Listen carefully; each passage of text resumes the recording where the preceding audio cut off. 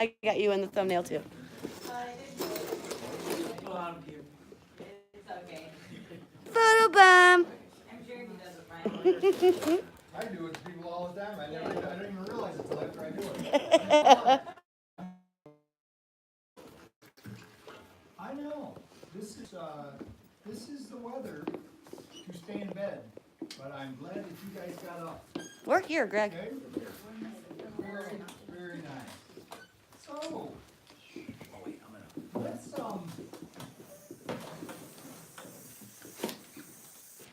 bust. Man, I'll come meet you after the racquetball game. You just gotta tell me. All right. Is that on tape? No. No. Let's do this affirmation. Together. In one spirit, we see God everywhere, in everyone, and in everything. Hey, look, they left music. Oh no, did they?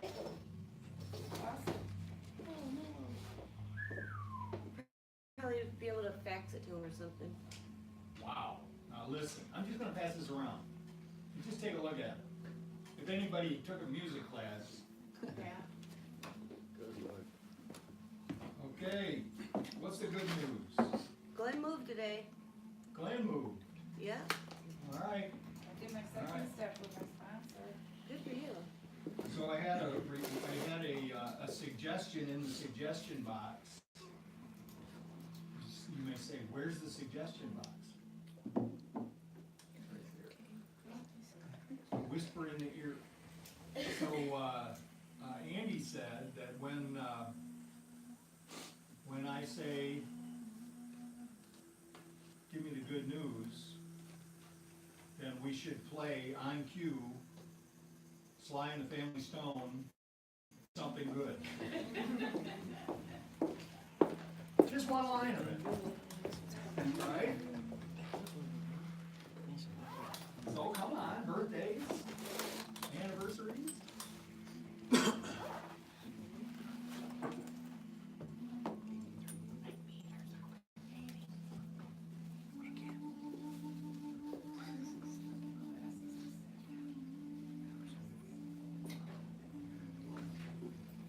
This may be a lament to a lover, or it could be a lament because whoever wrote this, which is sitting in front of you, might have been feeling like the connection was lost to the divine for a moment. All right, I read it once already, but it's December, and I read it. It's called Christmas Moon. Oh, can you see it? For a moment, out from behind a cloud here, looking now, I can only think of my love for you. Wonderful and huge on the horizon, and then seems to shrink as it rises, but still as bright and huge in my heart.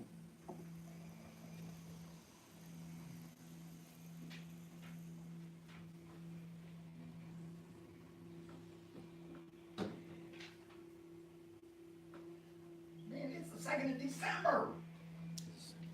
Come on. Here's what you say. I'm gonna just stop. You know, now it's all happening so fast at this advanced age. It's all happening so fast. I'm tired of saying it. Where's the time? I'm tired of saying it. I'm gonna just a new discipline. Stop talking about it. Stop talking about it. What day of the year is it? Remember? It's, what is it? 306? Sunday. Stop talking about it. Yeah, I know. Come on, somebody's got a birthday or something. Alright? The day of the year is 336. 336. 3:35. Yeah, Is it? I just Googled it. Why is the epoch calendar say 336? I don't know. 335? Alright, cool. Oh, hey. I've got another day to live. Maybe they're both right. You make it sound like you're old, Greg. You're not old. Alright, so let's, keep saying that. You don't have to quit saying that, alright? 3:35. I was gonna say, I spent an hour reading this morning. Don't tell me I read the wrong page. 3:35. Judgment fades in the light of truth. Past behavior, presently forgotten. Where do you read that from? That's my musing on lesson number 335 of Course in Miracles. Okay, so prayer list, anybody need to be added to the prayer list? Added, new people. Jake? Jake is on here, we pray for him secretly, Thank you. alright? Mika Madison. Yeah. His dad died a year ago today. Edgar Armando is sick of that. What? Edgar? Armando. He loses too much weight when he's sick. Alright, okay. Oh, it is 3:36, good. She's looking. I read the wrong page. 3:36! 3:36. It's right? Yeah, 3:36. It told me 3:35. One. Oh, you actually, when you Google it, you actually have to hit, it comes up 3:35, but you have to like hit the thing and then it yeah, okay. Refreshes. So, 3:36. One with life. I give love. Seeing us all together.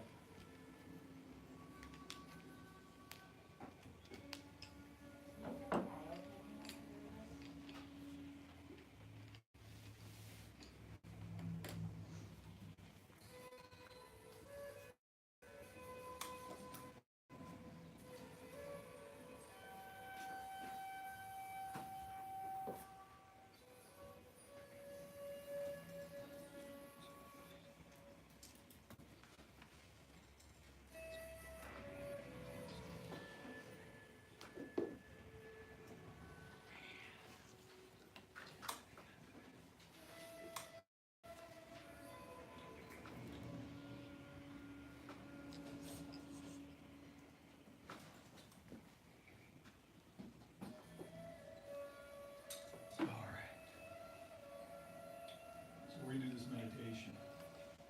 Just get quiet right where you're at. And as we're doing this, it's all about paying attention. So right now, let's pay attention to the breath. And as we're noticing, we're not trying to change it. First, we just notice how it works.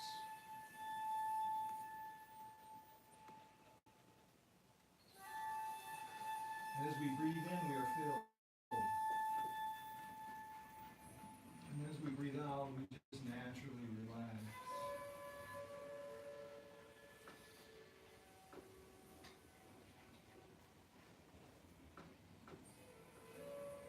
Breathing in, we are filled with life.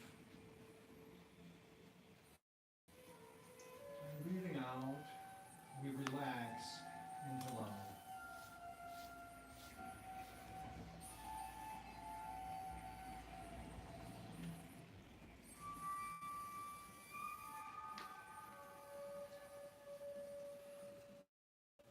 Paying attention, we notice the position of our body.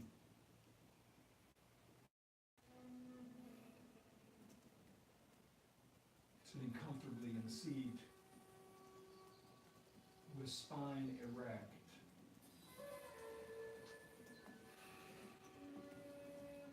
Trying not to recline too much into the seat. Kind of like with a sense of a string coming through the top of our head attached to our spine, which as we pull brings us upright.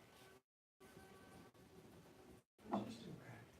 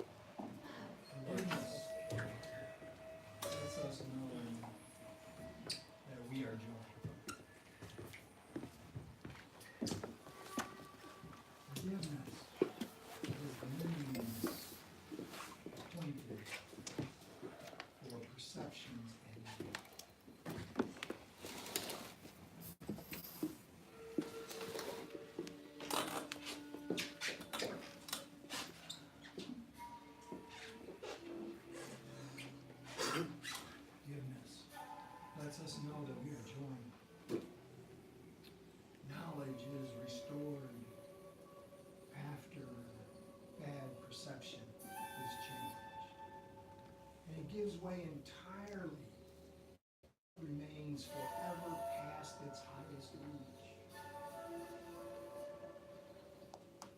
Sights and sounds at best can serve but to recall the memory that lies beyond them all.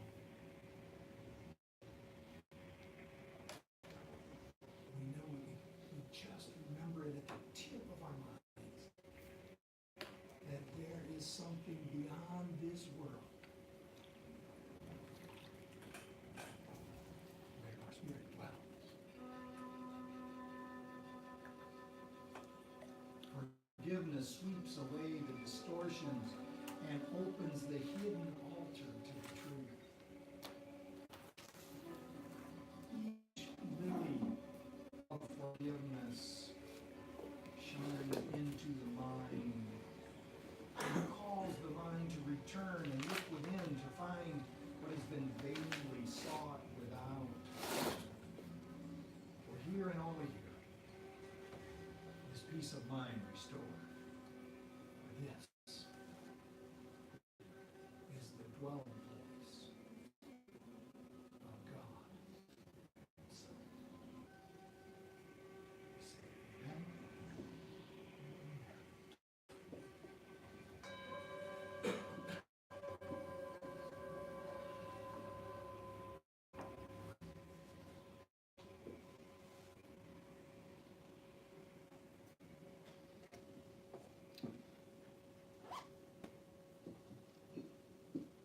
That was from lesson 336. In the course, I paraphrased a few things.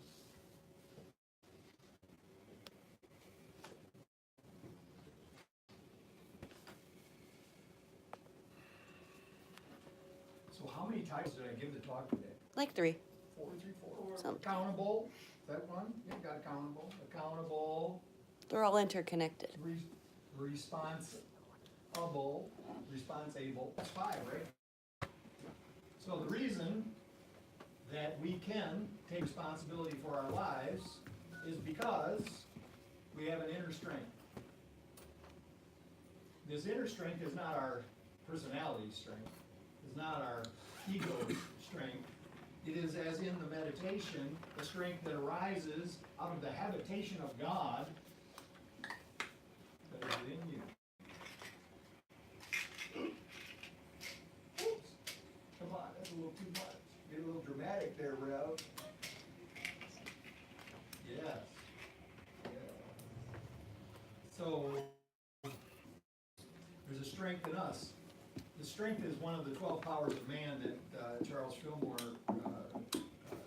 wrote about now almost 100 years ago.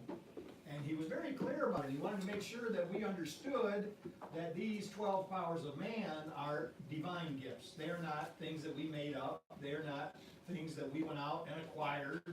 That they are not, some function or earthly identity, but rather these 12 things are actually the attributes of the Christ consciousness that is within us.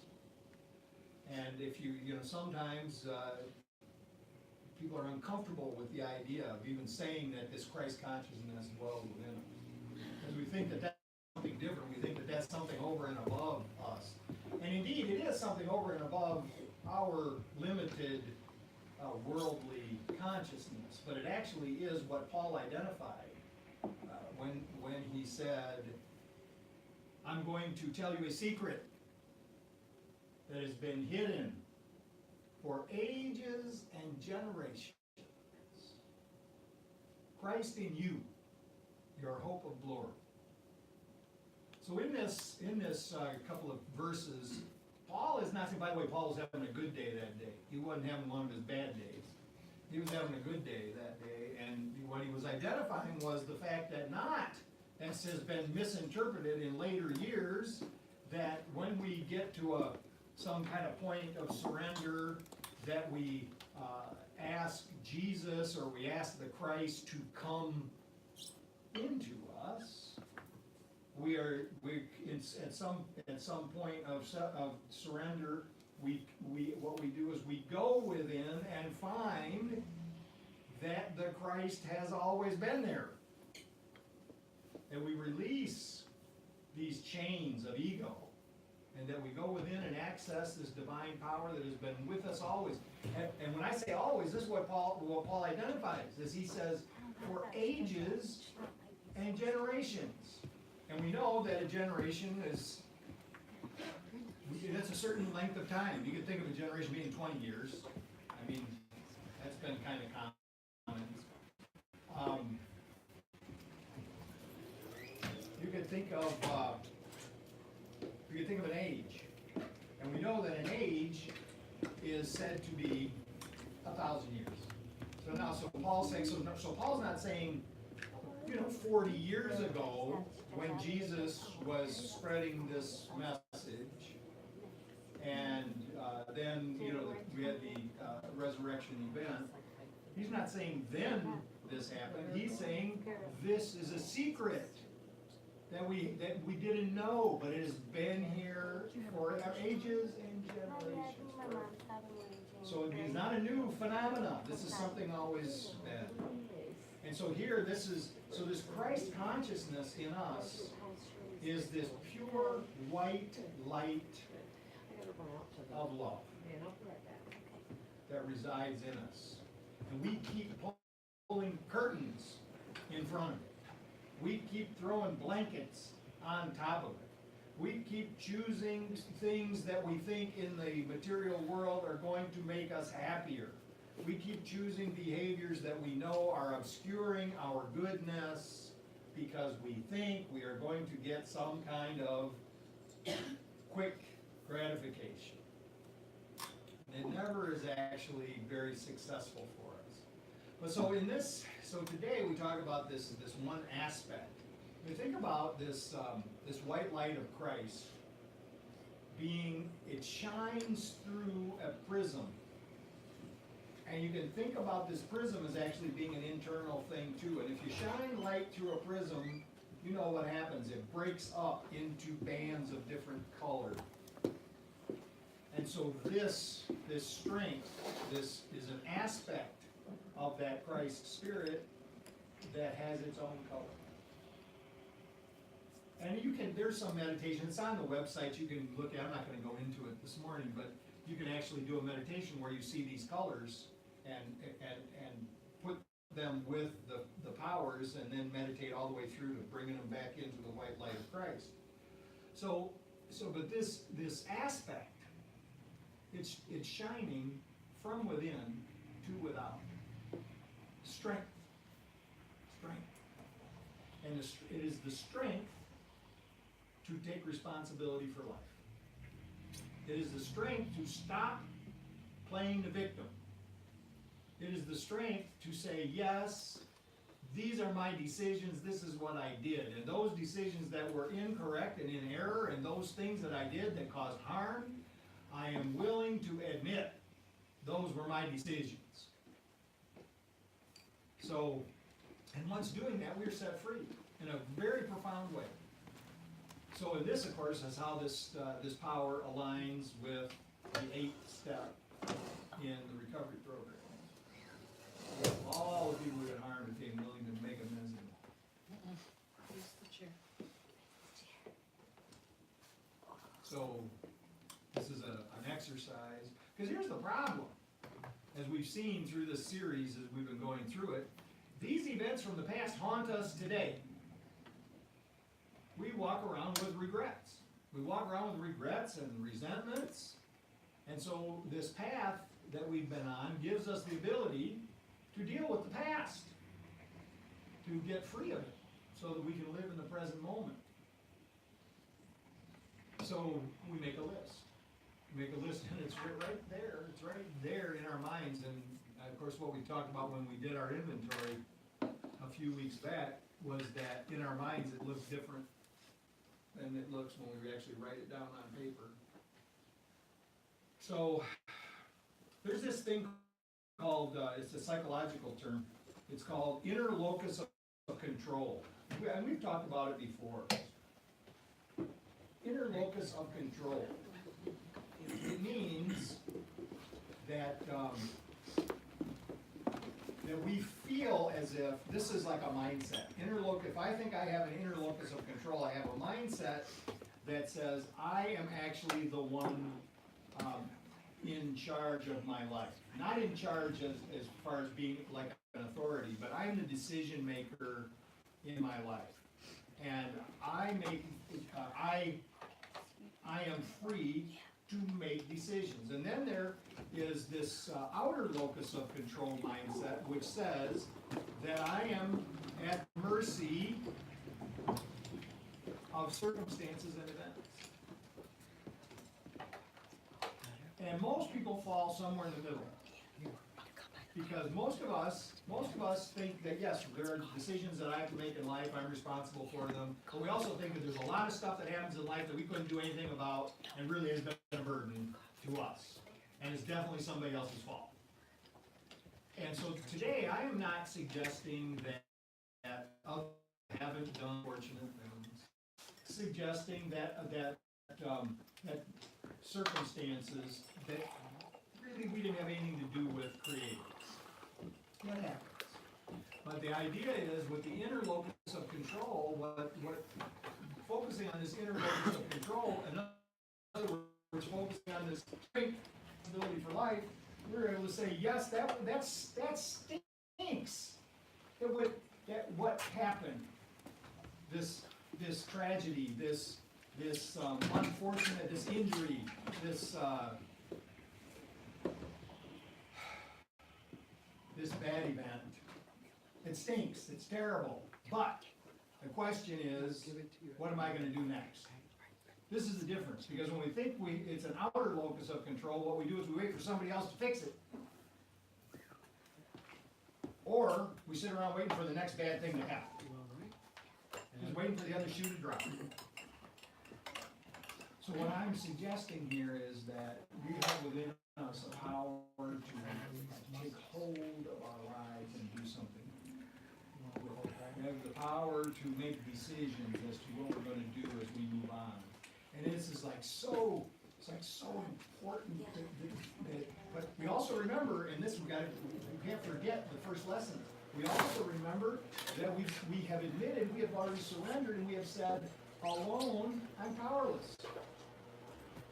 By myself, I am powerless. And this is Jesus said, the apostles said, oh Lord, you are so wonderful, these things that you do are so fantastic, and he says to them, I do nothing of myself, but everything through the Father with him. So this is what's in there. So here's another reference to these powers within us. Now the difference in this, you may think, well, that's Jesus. That's Jesus.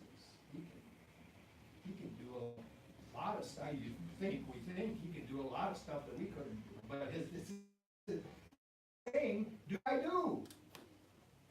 He's not saying worship me for what I do. He's saying do what I do. You can do what I do. You can do what I do. He didn't say, when he gave the instruction to prayer, he didn't say my Father, which art in heaven. He said our Father. Our Father. So these powers are in us. These powers are in us. And the difference is that we just haven't got it yet. The difference is we have not Christ's Spirit to the extent that he did. But in regard to this talk today, I just want to make it very clear that the more we access, the more we go to these inner powers that we have, the more things will become clear. Our lives will improve. But I also want to make clear that it's also important to remember that that help is available. I did want to say that these powers are not powers of personality. As shining as your personality is, that's not it. That's not it. That's not the white light. And so this is like we surrender that part of us. We surrender the thing that part of us that says, I know, I got this. I'm the one. Let me take care of me.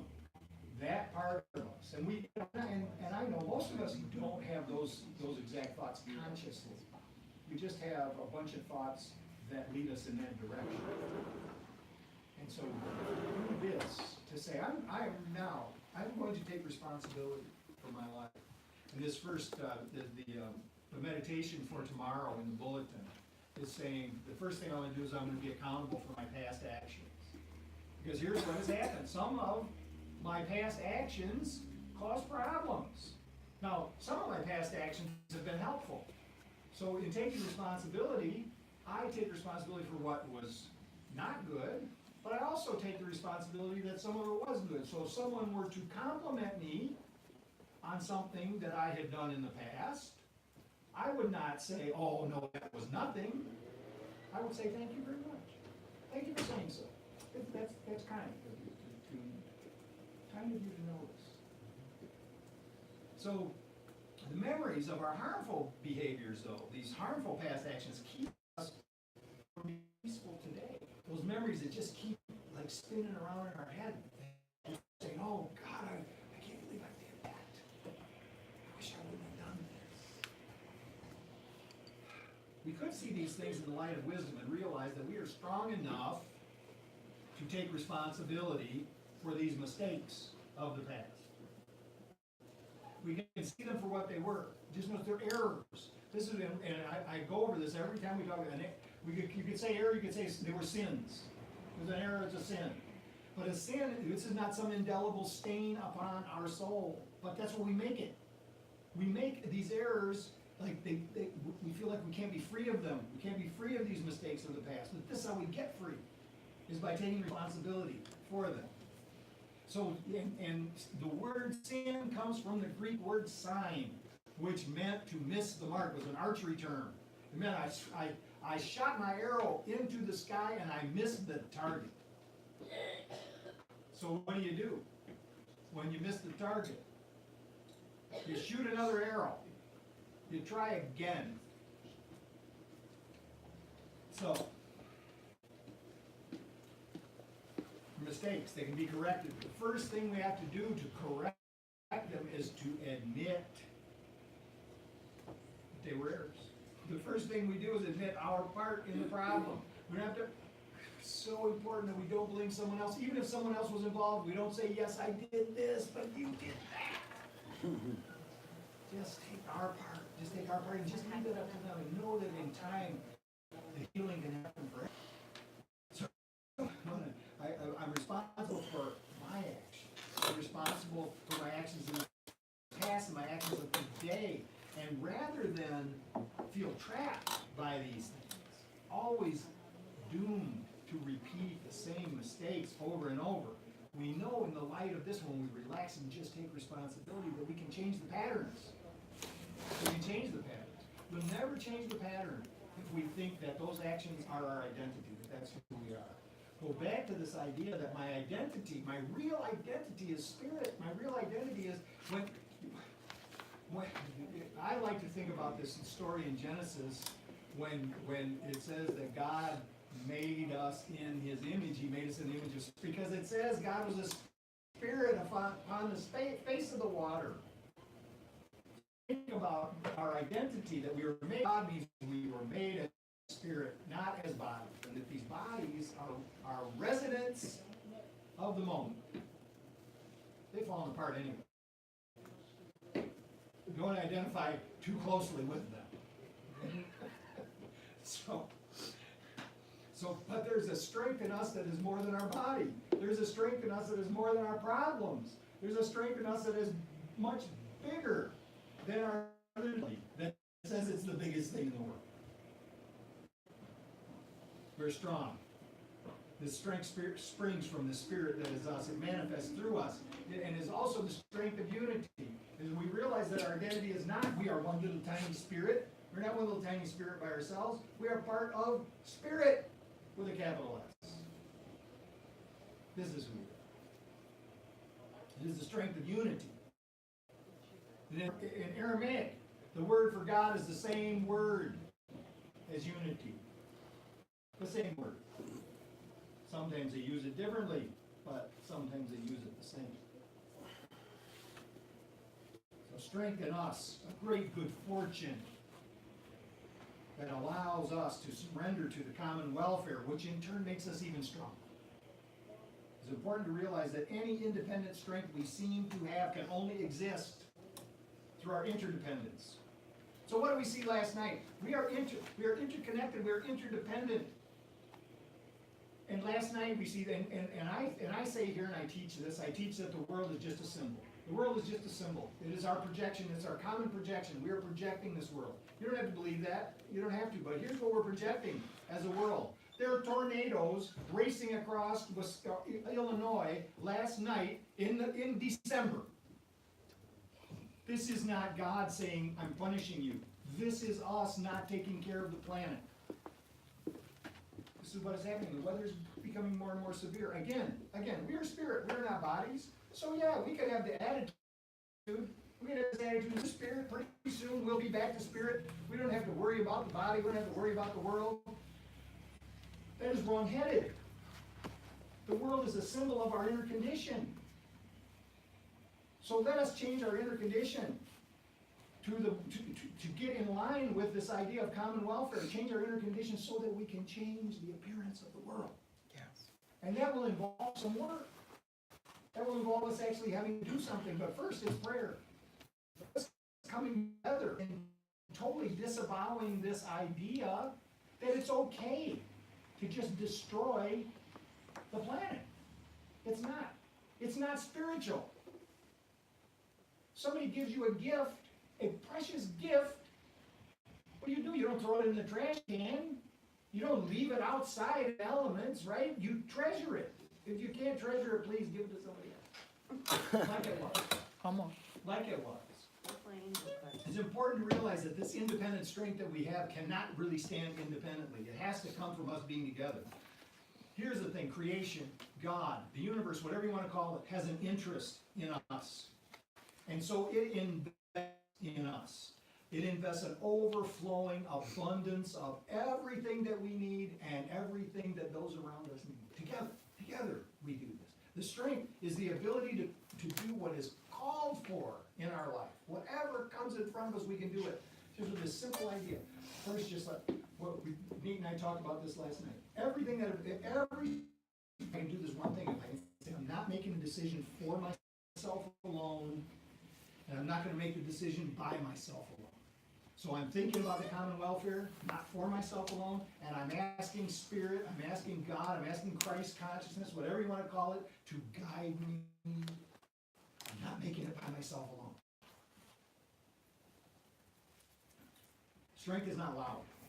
This strength is not loud or boastful, but rather, it's a quiet confidence. It's an ability to be able to relax into the moment and do what is called for. So we know that Spirit is continually renewing our ability to deal with whatever may occur. So we do relax. We relax.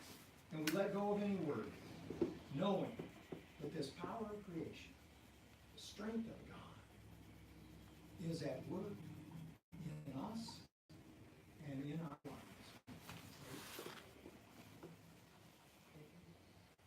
Amen. Thank you, Greg.